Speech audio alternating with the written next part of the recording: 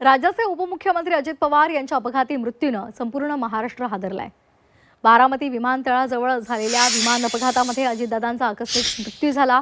मात्र या विमान अपघातावरून विरोधकांनी अनेक सवाल उपस्थित करत चौकशीची मागणी केली। काँग्रेसचे नेते विजय वडेट्टीवार यांनी विमान अपघाताच्या सीबीआय चौकशीची मागणी केली, तर सुषमा अंधारे यांनीही या अपघातावर प्रश्न उपस्थित करत चौकशीची मागणी केली आहे।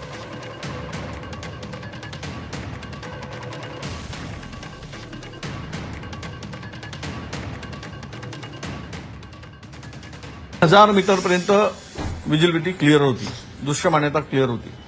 3000 मीटर म्हणजे 3 किलोमीटर होते। 3 किलोमीटरपर्यंत जर पूर्णतः विजिबिलिटी क्लिअर होती तर त्याला ते अडसर आहे असं मला वाटत नाही। आणि त्यामुळं असं म्हणणं चुकीचं आहे। या संदर्भात नक्कीच उच्चस्तरीय चौकशी झाली पाहिजे। नाही सीआयडीच्या कडे फार सीआयडी चौकशी म्हणजे सीआयडीकडे कुठले टेक्निकल आणि एक्सपर्ट असतात, त्यामुळे सीआयडी चौकशीतून फार काय निष्पन्न होईल असं मला वाटत नाही।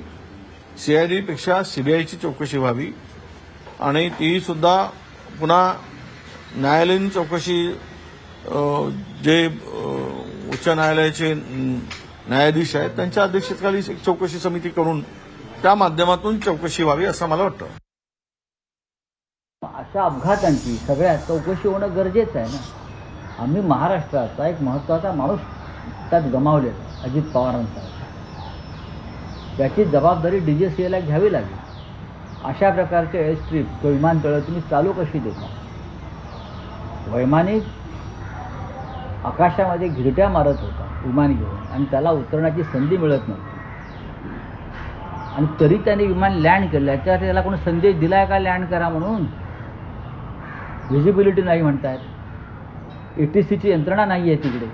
पहा ना जाऊन तुम्ही, एटीसीची यंत्रणा नाही, रडार व्यवस्था नाही। ज्या ज्या गोष्टी विमान संचलनासाठी आवश्यक असतात त्या बारामती विमानतळावर नसतील किंवा महाराष्ट्रामध्ये देशामध्ये अन्य विमानतळावर नसतील तर डीजीसीए काय करतात? बारामती विमानतळावर सुविधा नव्हत्या, होत्या का नव्हत्या, त्या का नव्हत्या, कुणामुळे नव्हत्या याचा तपास देखील निश्चितपणे होईल। परंतु हा अपघात अतिशय दुर्दैवी होता। याच्या आधी देखील अनेक विमानं तिथं लँड झाली होती, परंतु असा अपघात झाला नव्हता। त्या अपघाताची नेमकी काय कारणं आहेत, कशामुळं अपघात झाला याची संपूर्ण चौकशी आता सीआयडी मार्फत केली जाते। केंद्रीय विमानतळ मंत्रालयाकडनं त्याची चौकशी केली जाते। ह्या सगळ्या प्रकरणाचा तपास होईल। त्यामध्ये तांत्रिक कारण होतं का वेगळ्या कारणामुळे अपघात झाला, या सगळ्या प्रकरणात चौकशीमधनं बाहेर येईल।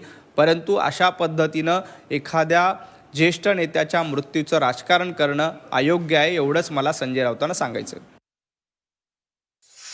विमान कसं कोसळलं, कसं तिरपं झालं होतं, आणि हे काही अंशी संशय घ्यायला काही लोकांना जागा मिळालेली आहे। म्हणून सरकारने सुद्धा याची निपक्षपणे चौकशी केली पाहिजे। काय असं घडलं? रनवे अवघ्या अर्धा 1 किलोमीटरवर असताना ते एक वेगळ्या ठिकाणी का लँड झालं? जर त्यांना दिसलं नव्हतं काही तर ते लँडिंग करण्यापेक्षा टेकअप का घेतलं नाही? हे सगळे प्रश्न त्या ठिकाणी अनुत्तरित राहतात। म्हणून याची चौकशी निश्चित झाली पाहिजे।